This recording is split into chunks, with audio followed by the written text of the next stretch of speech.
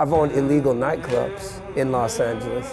That was a great job. And I've been a marijuana farmer, which I did do legally. Illegal drug dealer, laborer. Oh, I owned a store in LA called The Wonder Shop. That's kind of where I sold all the incense and chess sets and art gallery owner. I don't know, curator, I've done it all. Most people only dream of having a CV like Fantastic Negrito. He's a jack of all trades. He's definitely a master of some. Most notably, music.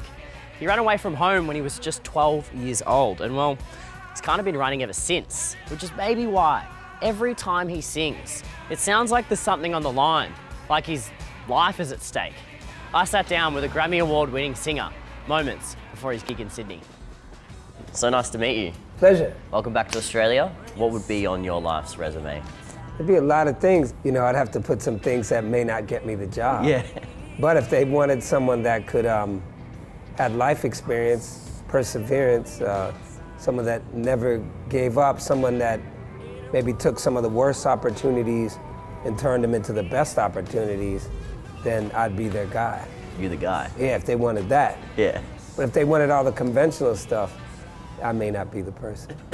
Time working people to the working poor, to the working poor, but we won't go. What was it like growing up in the 80s and in Oakland? Well, it was like the beginning of hip hop. So it was, you'd walk out into the street and you could just eat the culture out of the air. It was, you know, break dancers, people, you know, battling on the corner.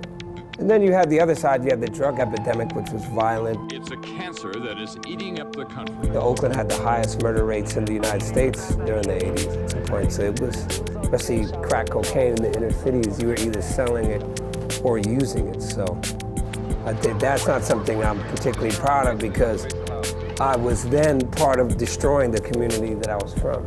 But you didn't see that as a kid, you just saw it as like everybody was doing it. Lost in a crowd, you feel your thoughts out loud. Lost in the wilderness of the sound. Get through the day, don't drown. How does that inform kind of the music that you make? Well, it gave me a lot of things to write about. I think artists create based on their environment that they're from. So I had a plethora of things to write about, never a shortage. I remember writing Please Don't Be Dead album, and I thought every bass line I wrote was gonna be based on these hustling drug dealers. Like they had a certain swag. They were detrimental to the society, but they had a swag, they had a way that they moved. So every bass line is their movement. How does a hustler move? He moves with purpose, moves with intent, and he moves watching his back. Right. And looking for the opportunities. To become Fantastic Negrito, I had to use my hustling skills by getting out and playing on the streets. That was 5 years ago. And I'm here now, you know, 2 Grammys later. So that took a lot of hustling. So you can learn, every situation is teachable learning moments, even if they seem horrible.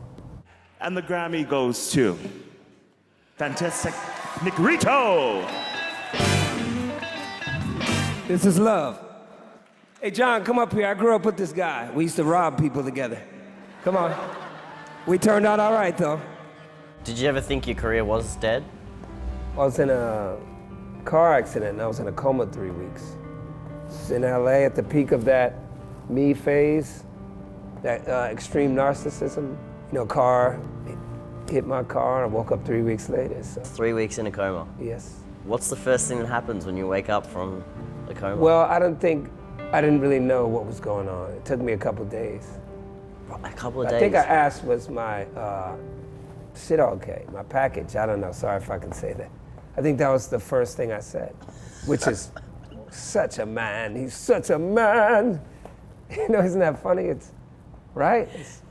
Not like, is my head all right? No, it's is the package? It's the package intact. In order, That's yeah. Weird. I never understood why I asked that, but I guess it makes sense. At the tempo and pace that I do a show, you better be ready. This house of pain is burning down. Break out the pain, hold it down. How do you rebuild after you've taken a fall? Take that bullshit, turn it into good shit. I wrote the song, it's on my record, I mean. Even when I, lost my hand, playing hand, and you just walk towards the light. So this was your playing hand? This is my playing hand. So you still play with that Well, hand? I mean, if you call that playing, yeah, still. Did they say that you wouldn't be able to play Oh, music? of course, or? yeah, of course. They say all that stuff. It took me about a year, but I don't quit. I'm not a quitter, and I just had to get focused on something, and that was, hey, surround yourself with an army of good people. I like the idea of, we have this time on Earth. Be very productive, whether we're going to make albums, or we're going to make love, or we're going to make friendship, we're going to make art. If we look back on history, it's just, we're looking at stuff people created. You go to a museum, it's just, when you're looking at it, someone just created that stuff, and now this is what we get to look at. Well, if this was a job interview, there's been no doubt that... You would call the police. You would... Like, hold on, we're getting some coffee. Yeah, he's here, he's wearing some fucked up pants and some colored socks. You can't miss him. So, how you doing? Would you like to stay for dinner? That's an old Aussie trick. Exactly. Yeah. Thank you so much for joining me, and look forward to seeing you perform.